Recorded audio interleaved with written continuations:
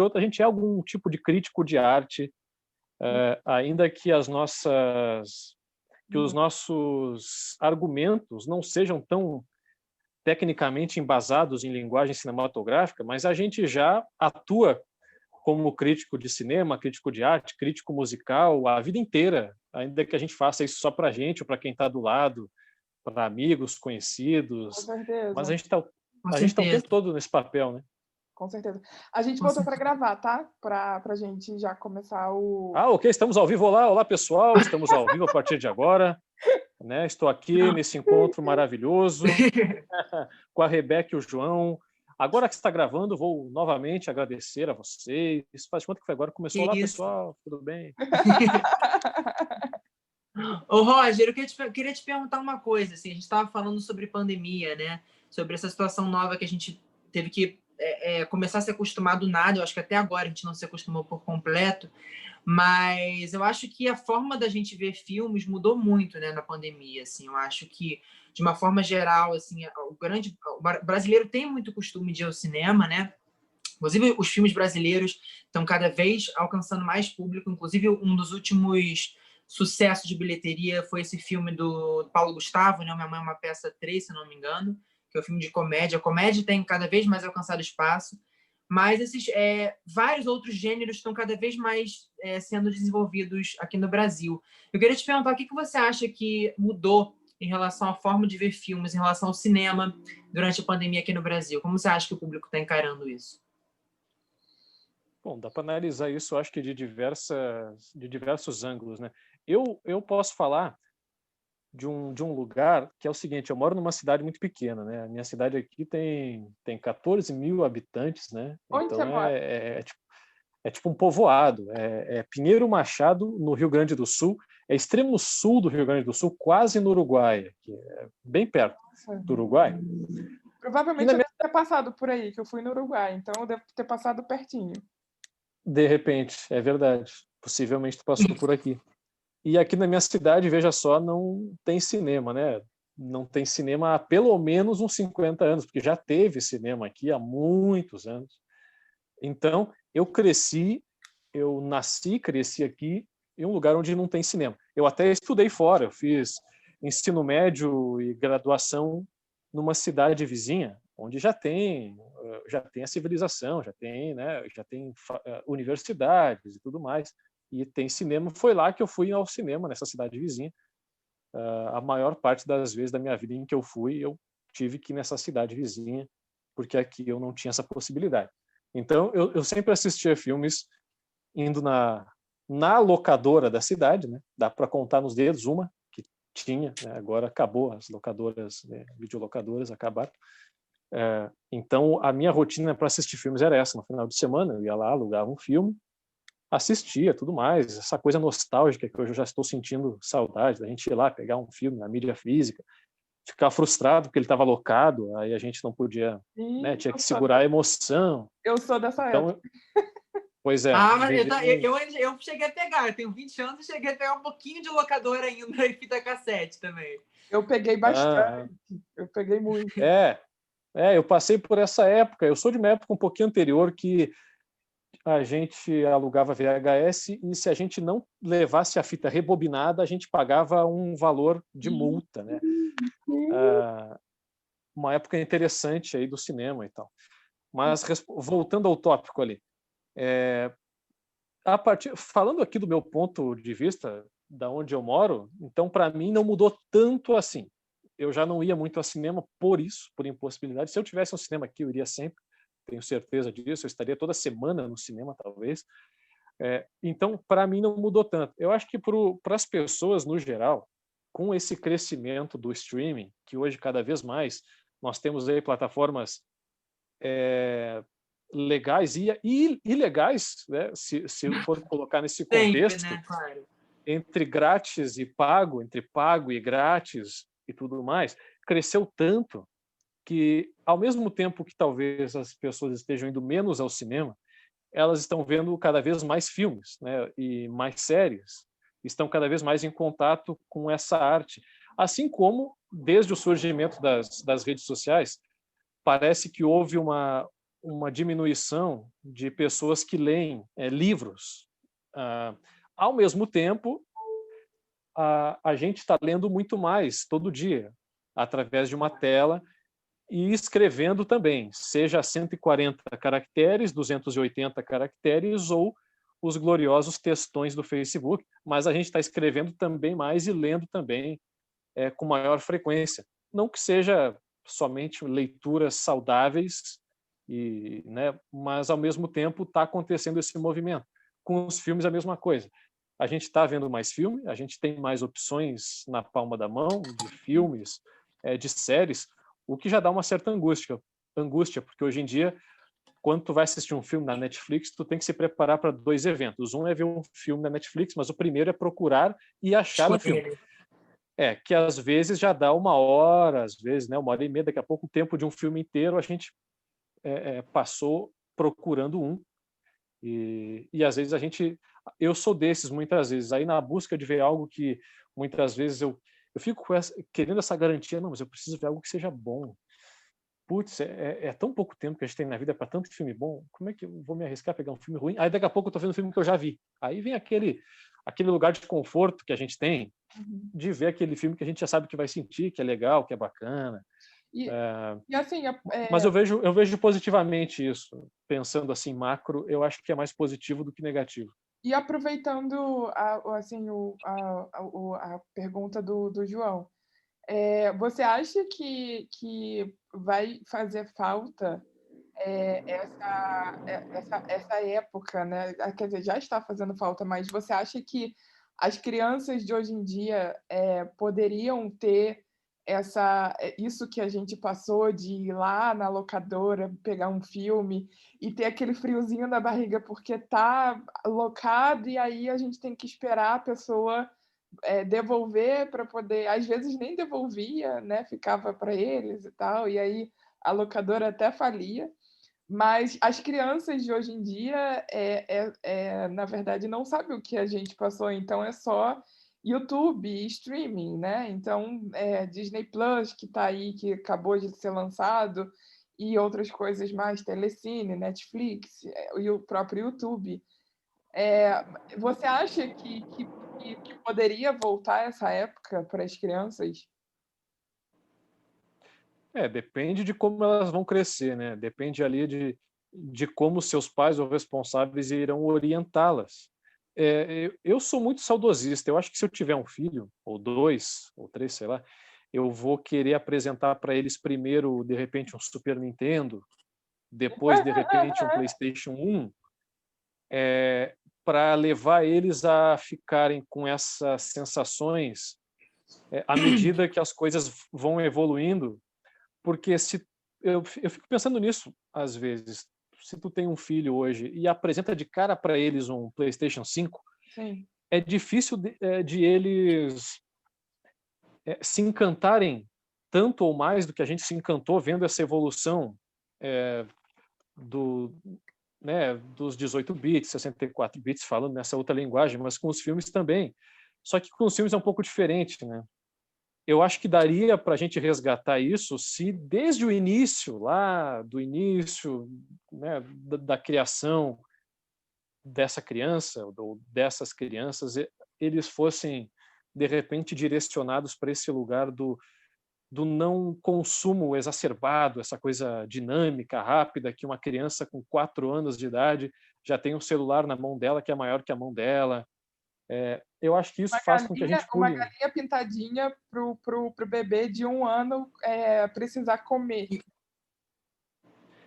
Eu acho que isso faz com que a gente pule etapas importantes. Obviamente, eu não tenho esse conhecimento, eu não sou psicólogo, nada disso, mas Claro. falando da minha perspectiva, esse é o sentimento de que a gente está pulando etapas muitas vezes. A gente apresenta para quem a gente ama o que seria... Não, eu preciso dar para o meu filho ou filha o que é o melhor. O melhor é isso. Mas será que é isso mesmo? Será que deixar uma criança de 4, 5 anos de idade na frente de um smartphone, será que é o melhor? Porque ela vai estar entrando em contato com as novas tecnologias, porque ela vai estar atualizada. E até um negócio que você falou que eu achei super interessante, estavam falando sobre a questão das fitas cassete, dos DVDs. Eu acho que uma coisa muito importante também é que naquela época a gente tinha acesso a isso, a gente era muito comprometido com a mídia física, então tinha a questão do encarte, de toda uma mídia que remete muito, era muito sentimental, eu acho, que a nossa ligação com as obras, assim, principalmente nessa coisa de locadora, que a gente tem que devolver até o dia tal, senão você paga uma multa. E aí tinha um comprometimento do fã daquele produto, ou até mesmo quem não é fã, de assistir num tempo X. Então, eu acho que era uma coisa que dava ainda mais, por um lado, o streaming democratizou muito essa questão de você poder assistir muito mais filmes por um valor de assinatura só, mas a mídia física tinha esse comprometimento muito grande, né? Que você não tinha muito tempo para escolher, porque você pagava aquilo, você pagava aquele valor para aquela mídia, para você ficar por aquele tempo, né? Então, acho que era bem interessante, né? Essa questão da mídia física, né? Talvez a ansiedade era menor, né? Porque tu estava lidando Sim. ali com um foco de atenção. Bom, eu tenho que ver este filme até tal dia, senão eu vou ter que devolver sem ver. Não vai ser uma experiência, eu vou estar jogando meu dinheiro fora. Então era muito simples, era um foco de atenção, né, que a gente realizava, ou vários, se a gente fosse locar mais de um filme, mas tinha realmente esse comprometimento. Se eu não ver, eu vou estar jogando dinheiro fora.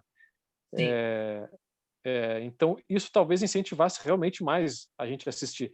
Tanto que tem plataformas de streaming hoje que eles colocam poucos filmes e com tempo limitado para a gente assisti-los, né? Então tu tem que entrar ali enquanto aquele filme está ali, porque depois ele não vai voltar, e aí tu te compromete a fazer isso, a assistir os filmes. Eu mesmo, eu sempre gostei, eu tenho vários filmes, eu comprei muitos filmes, mas eu acho que eu devo ter assistido 1/3 dos que eu comprei. É a mesma coisa com livros, muitas vezes. A gente gosta de comprar, Sim, nem sim. sempre a gente lê todos eles, mas quer ter ali a mídia ali, o livro ali, para um dia a gente ler quando quiser, mas ele está ali naquele lugar, né? A gente fica como um colecionador, né? Aquele lugar de colecionador, está ali juntando tudo. E eu comecei, tu falou em fitas cassete, boa parte, eu acho, do que eu sou hoje começou com fitas cassete, porque quando eu era muito pequeno, tinha cerca de 6, 7, 8 anos, eu tinha um vizinho que era o meu melhor amigo e a gente pegava o toca-fitas da minha mãe e gravava a nossa voz ali por cima das fitas, né? Era uma coisa para a gente maravilhosa. Eu estragava todas as fitas fazendo isso. A gente fazia dessas. Aí a gente inventava os nossos programas. Sim. E aí a mãe ouvia a fita depois, já tava as gravações. Olá, pessoal, aqui é o programa, começando o programa tal. Algumas fitas eu tenho aqui ainda hoje. E aí, 7 anos depois, eu com 15 anos de idade, eu entrei no programa de rádio mesmo, quando estreou uma rádio aqui. Então, desde então, eu sempre estive, eu acho, nesse meio do audiovisual, fazendo vídeos podreiras para a internet, que estão lá até hoje, eu tenho vergonha deles, mas estão lá guardadinhos em algum lugar. Essa questão da rádio, que eu estou até hoje. E aí, com a pandemia, comecei com o advento das lives, que eu estou gostando bastante também. Legal. E você dá aula de quê? Hoje eu estou me dividindo em 2 escolas de maneira online, né? Dando aula de inglês e artes. Mas eu pretendo também dar aula de português. É que essas 2 escolas que me acolheram no último ano realmente estavam precisando era de inglês e artes, que eu gosto bastante, artes principalmente. Bom, é arte, né? De alguma maneira eu estou sempre ligado com ela. Graças a Deus. Bom, então a gente pode, como a gente introduzindo, a gente ia até te perguntar como que introduziu as artes na sua vida e tal, e você já falou um pouquinho. E a gente pode começar a falar do Bacurau, né? Vamos? Podemos. A gente queria primeiro que você contasse assim, a sua relação com o filme, como que você se relaciona com ele, quais são as suas primeiras visões, assim, um primeiro olhar assim, do Exatamente, filme seu. uma crítica, né? Uma espécie de uma visão. Uma visão sua como crítico do Bacurau. Eu assisti Bacurau, eu tive a oportunidade de vê-lo 2 vezes. A primeira vez foi em 2019 mesmo, ou já era 2020? Agora eu não vou saber, mas acho que era 2019. Era 2019. Eu assisti Vejam Vocês pelo Facebook. Alguém colocou o filme lá Uhum. Alguém teve a decência de colocar o Bacurau no Facebook, em HD e tudo mais, né? Aí nossa, eu nem ia ver o filme, mas aí alguém me marcou no Bacurau e eu falei, nossa, é agora, não vou perder essa oportunidade. Vai que eles tiram do Facebook Sim, claro. e aí a gente não... Aí eu perderia essa oportunidade. Aí assisti o Bacurau. De cara, eu já gostei dele, né? Na primeira vez que eu assisti. E dá para ver bem que ele é um filme de símbolos, né? Ele é um filme cheio de metáforas, de signos. E isso me chamou a atenção, porque é claro que eu já tinha ouvido falar nisso, né? As críticas para Bacurau começaram muito cedo, ele foi muito bem criticado, né? Ele fez muito sucesso, como faz até hoje.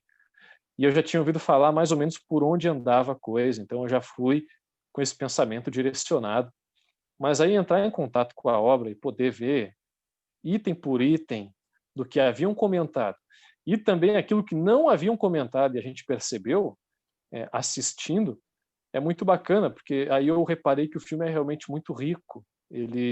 Primeiro que ele não tem, né, um gênero específico, ele transita ali por gêneros, ele deixa a gente aflito, né, na maior parte do tempo, eu acho que eu senti isso. E também reparei que ele estava indo por um caminho que a gente estava sempre se perguntando, ok, mas e agora? E agora o que É vai... um drama misturado com Com faroeste. thriller, né? Tem um pouco de thriller também, né? Um pouco de uma mistura, assim. E até tem umas coisas engraçadas no meio, assim, umas pitadas de vez em quando. Tem sim. Ele transita pelo faroeste, transita até pelo campo do surreal, assim, que é o que me chamou também bastante atenção. E aí é claro que eu separei algumas coisas para comentar aqui, para também não me perder. Se eu me perder, eu fico estendendo as coisas. Daqui a pouco nossa live está com 4 horas de duração. Então, eu anotei algumas coisas aqui, mas assim, primeiro falando em aspectos gerais mesmo, é muito rico, é um filme muito rico. O que não me deixa surpreso, porque o Kleber Mendonça Filho já vinha mostrando isso, Sim. né? Com os seus filmes anteriores, o Juliano Dornelles pegou o feeling. E eu até vi uma entrevista dele, uma live dele, estava ele, o Pablo Vilaço, o pessoal comentando sobre o Bacurau um dia desse, e deu para ver que eles realmente pretendiam chegar com os dois pés assim nessa questão política. E toda obra é política, claro, a gente é político, a gente não pode nunca esquecer disso, mas esse filme parece que ele vem com um grande comprometimento assim em dar um relato bem cru do que a gente está vivenciando hoje, e isso eu acho que está desde o começo do filme, desde as primeiras cenas do filme, a gente já consegue observar isso, que é uma grande crítica ao cenário atual, ao que a gente está vivendo, e por isso que ele chama atenção também, por trazer isso, por ser mais do que um bom filme, por ser também um documento muito fiel da sua época, do contexto do Brasil, né? É quase que ele chega para quem não é brasileiro, e quem não é brasileiro também, quem está ligado no que está acontecendo aqui, vai poder ter noção de quais são essas bandeiras que o filme está levantando, e levanta de maneira muito clara. Então eu gostei muito do filme. A gente tem também alguns pontos aqui, né, que a gente precisa que você responda. E um deles é o momento histórico que ele representa, que seria ali no caso, assim, aquela visão de que a cidade fictícia, né, de Bacurau, e ali até, como você falou, né, que eu também percebi que passa pelo surreal como se fosse uma ficção científica, né? Mas ele representa ali